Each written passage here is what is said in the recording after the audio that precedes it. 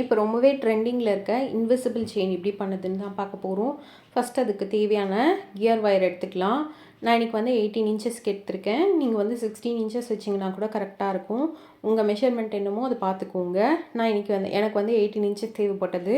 So அதை எடுத்துக்கிறேன். எடுத்துகிட்டு இதை கட் பண்ணிக்கலாம். கட் பண்ணி முடிச்சதுக்கப்புறமா இதை வந்து ஒரு கியர் லாக் ஆட் பண்ணிக்கலாம். கியர் லாக் ஆட் பண்ணதுக்கப்புறமா அந்த ஃபிஷ் ஹூக் ஆட் பண்ணிக்கலாம். இந்த ஃபிஷ் ஹூக்குக்கு பதிலாக நீங்கள் எஸ் மாதிரி வரும் இல்லையா, அந்த ஹூக் சேர்த்துக்கலாம். அப்படி இல்லாட்டினா வந்து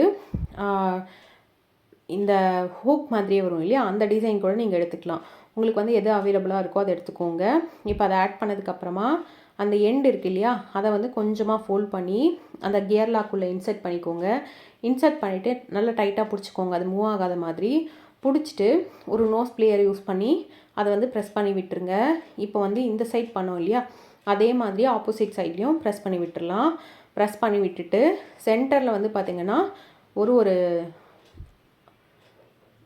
திங்ஸாக ஆட் பண்ணிக்கலாம். ஃபஸ்ட்டு ஸ்டார்ட் பண்ணும்போது ஒரு கியர் லாக் போட்டு ஸ்டார்ட் பண்ணுங்கள். இன்றைக்கி வந்து நம்ம எந்த மாதிரி பண்ண போகிறோன்னா, ஒரு பீட் மாதிரி வர மாதிரியும் பண்ண போகிறோம். நெக்ஸ்ட்டு வந்து ஒரு ஸ்ப்ரிங் மாதிரி வர மாதிரியும் பண்ண போகிறோம். உங்களுக்கு வந்து ஒன்று ஒன்றா காமிக்கிறேன். இதில் வந்து மொத்தமாக 5 சார்ம்ஸ் எடுத்திருக்கோம். 5 சார்ம்ஸ் இன்சர்ட் பண்ண போகிறோம். ஒரு 6 பீட்ஸ் யூஸ் பண்ண போகிறோம். நெக்ஸ்ட் அந்த ஸ்ப்ரிங் மாதிரி சொன்னேன் இல்லையா, அந்த மாதிரி இருக்க பீட்ஸ் ஒரு 4 பீட்ஸ் யூஸ் பண்ண போகிறோம். இது எல்லாமே யூஸ் பண்ணி இன்றைக்கி சூப்பரான ஒரு செயின் தாங்க மேக் பண்ண போகிறோம். ஒவ்வொன்றுத்துக்கும் நடுவில் வந்து 2 கியர்ஸ் வந்து ஆட் பண்ணிக்கிறோம். ஒன்று வந்து ப்ரீவியஸ்க்கு, இன்னொன்று வந்து நெக்ஸ்ட்டுக்கு. அந்த மாதிரி மொத்தமாக வந்து கியர்ஸ் ஆட் பண்ணிக்கலாம். எல்லாத்துலேயும் கேப் வர இடத்துலலாம் அந்த மாதிரி சேர்த்துக்கோங்க.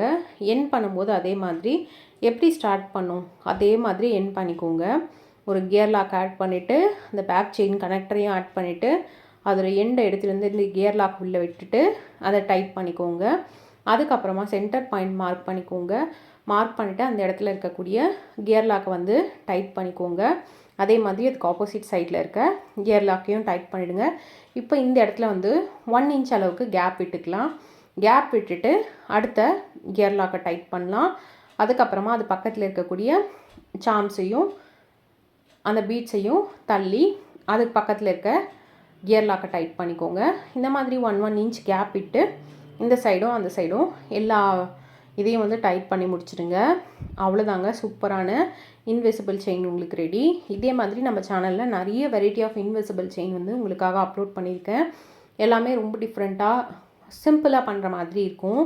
ஈஸியாக பண்ணிடலாம். நீங்கள் பிகினர்ஸாக இருந்தீங்கன்னா கூட உங்களால் ஈஸியாக பண்ண முடியும். அந்த மாதிரி கொடுத்துருக்கேன். ரொம்பவே யூஸ்ஃபுல்லாக இருக்கும். செக் பண்ணி பாருங்கள். நம்மக்கிட்ட வந்து அஃபோர்டபுளான ப்ரைஸில் உங்களுக்கு வந்து இன்விசிபிள் செயினுமே அவைலபிளாக இருக்குது.